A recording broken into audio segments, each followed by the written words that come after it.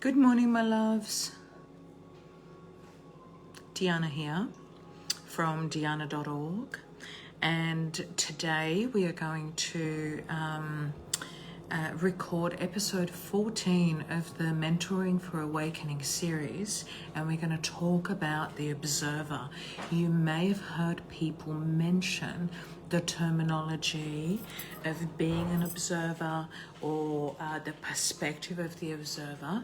So I just wanted to take this opportunity to talk to you about it because in my personal experience and my own journey, the observer perspective or one's capacity to step into and hold space, hold that perspective of the observer is one of the key aspects of self-mastery and a maturity when it comes to your mental or intellectual body as well as your emotional body. So let's have a quick chat about this. Okay, the first thing I want to do here today is just mention really quickly some of the attributes of the observer.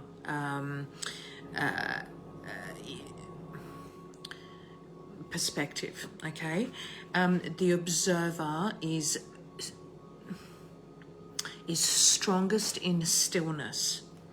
The observer is always aware and present in the moment.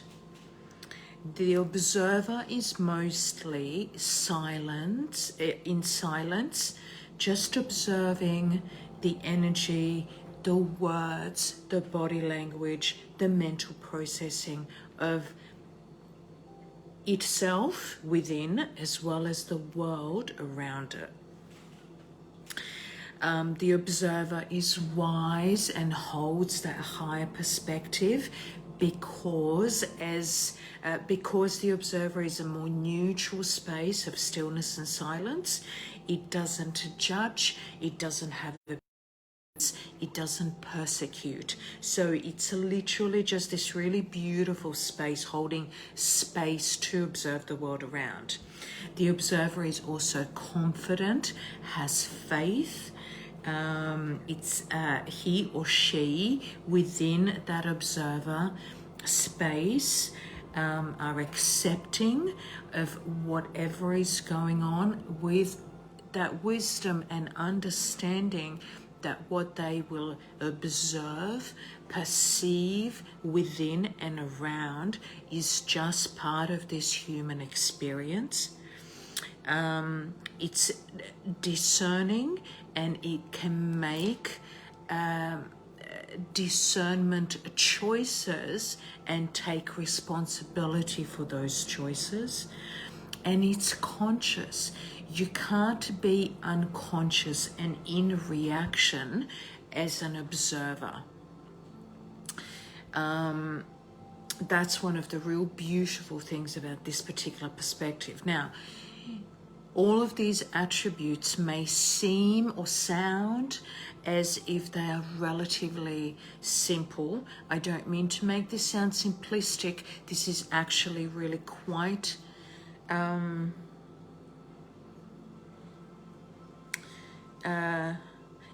let's just say that it requires practice. It requires discipline to just be in the moment and have the capacity to simply observe in stillness and in silence what is going on within and what's going on around without being sucked into any kind of a story or any kind of a narrative. Okay.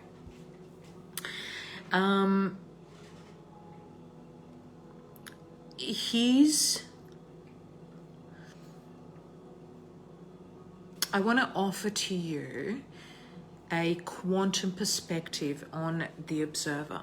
From an energetic perspective, the stillness also speaks of receptivity. So in terms of energy, we are talking about being able to step more consciously into the feminine energy. So because the feminine energy is that of stillness, of being able to receive and like observe and receive, remember, with discernment and wisdom, what is meant for her with those beautiful receptacles of the feminine energy. Yeah. So as opposed to the masculine energy, which is the doer, the mover, the shaker, yeah, and the giver, therefore, yeah, gives out energy, whereas the feminine receives. So the nature of the observer is, from a more quantum energetic perspective, is that it is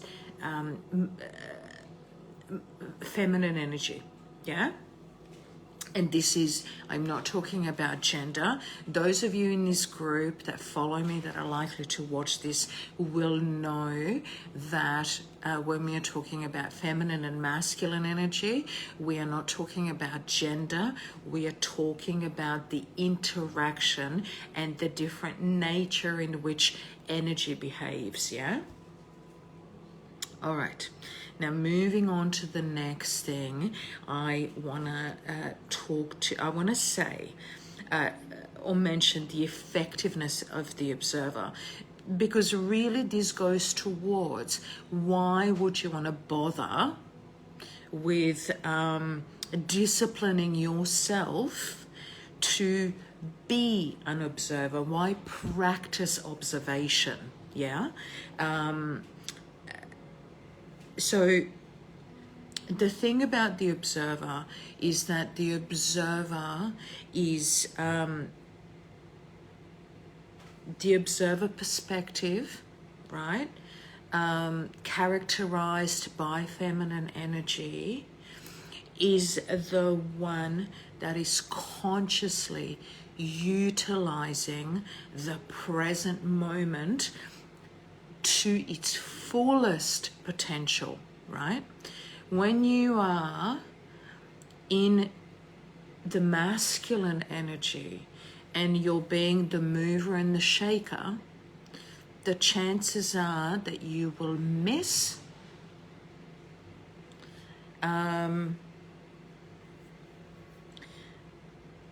the opportunity of the present moment, because you're moving around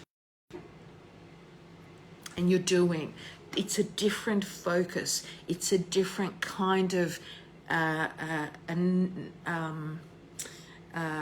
natural innate tendency. But this is why stillness is important, and this is why silence is important, or those attributes where you literally stop, you be in stillness and you observe that moment. And so there's a consciousness that actively participates in that process of observation. So it's not all just about doing nothing, because even in stillness there's a choice to actively participate in this, which is also an attribute of the masculine energy. However, the predominant nature in terms of the energy behaves is that it becomes more neutralized, like that 0 point where creation begins, where things come together in the moment in order to create something. And the best possible version of that moment is created from that stillness, from that silence, from the 0 point. Yeah. So I hope that sort of makes it a little bit clearer to you. And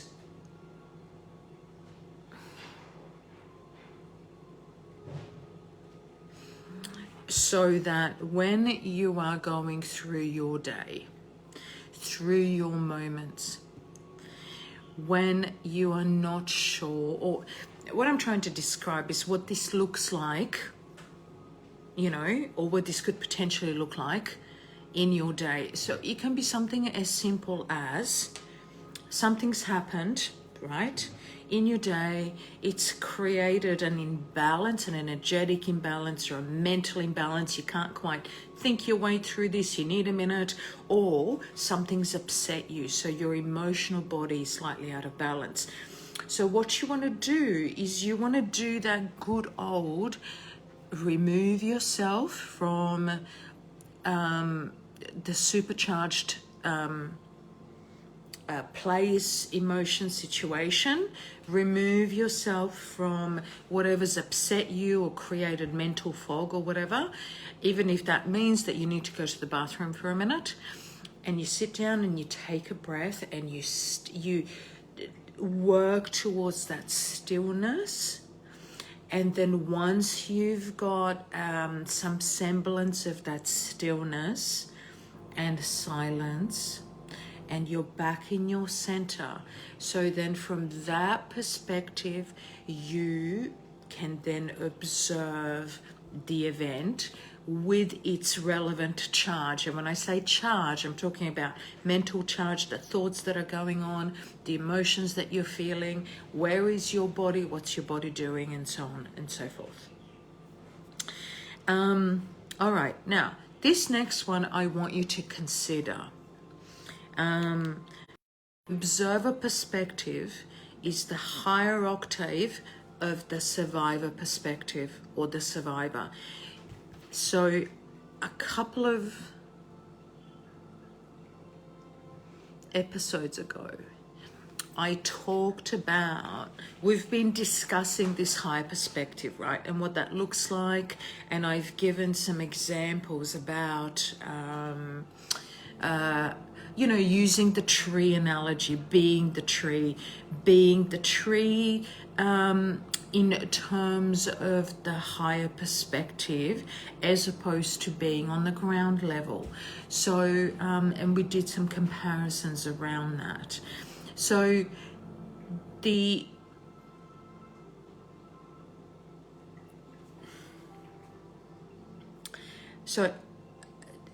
survivor perspective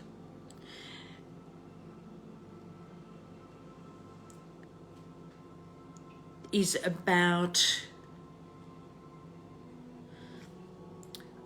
seeing oneself and the world outside of he or she as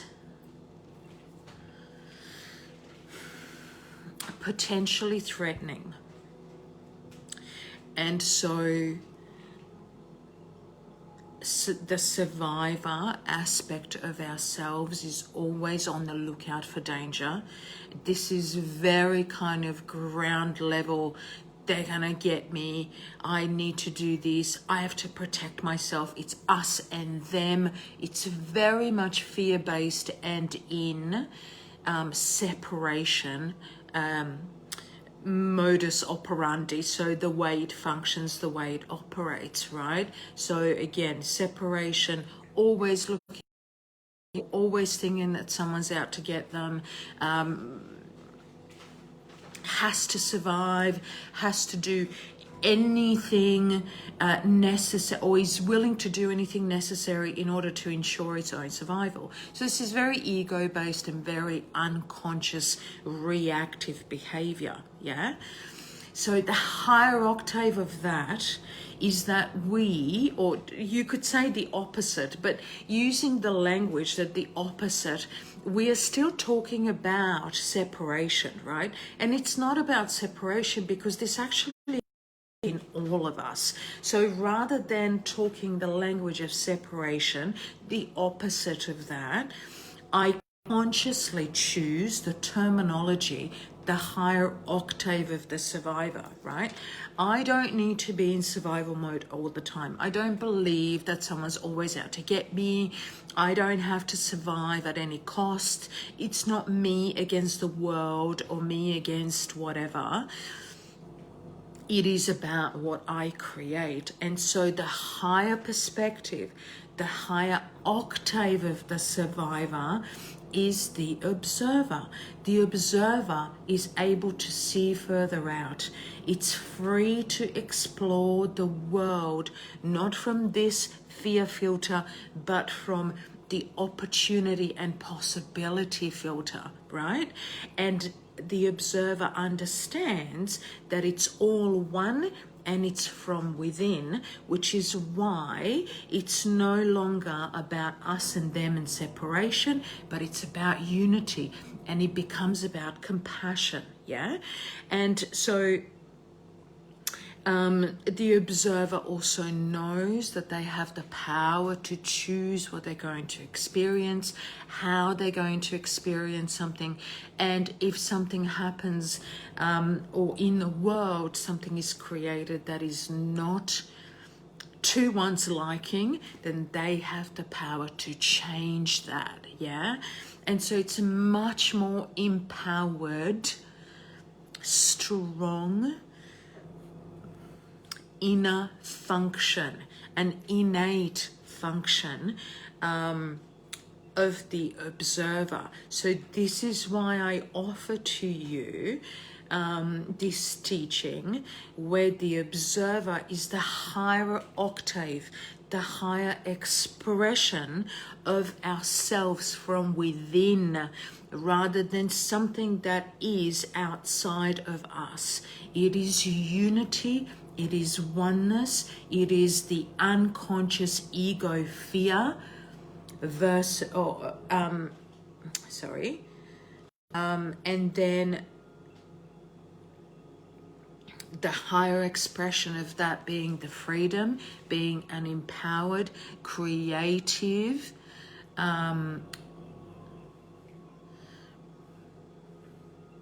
I don't want to say fearless. Fearless wouldn't be right, because it doesn't mean we don't feel fear, but we don't make fear-based choices. So it's just more compassionate, more confident, more faithful. Yeah? All right. And last but not least, I want to share with you essentially the purpose of the observer, which is really that journey of transcending that fear-based narrative, that fear-based conditioning, that unconscious mind, and becoming as awake or as conscious in the creation of your reality as possible. So again, the purpose of the observer, perspective, observer platform, observer expression of yourself, is to transcend that pure reactive survival mode of operating in the world. So that we know, you know, I know, we know that we are co-creating our reality at the mercy of something, someone else, or some, unseen force. And that most certainly is no longer the case in the 21st century. There's more and more people that are beginning to understand that we have a different choice. We are not at the mercy of, whatever dark forces exist in the world. Okay. I'm going to leave it there. This is really quite a lot of information. I have no idea how long this video went for. I hope you enjoy that. I hope that brings some clarity to you, some assistance, and if you would like some support with regards to how to consciously apply and practice, be disciplined with your observer and higher perspective, utilizing the wisdom of your higher self and blah, blah, blah, let me know. Just contact me either on here or on my website, Dijana.org, and we can have an initial free chat to see what it is you would like, and then we can organize some sessions. All right, my loves, so much love to you, and be strong, be brave. We got this. Mwah. Love you. Bye.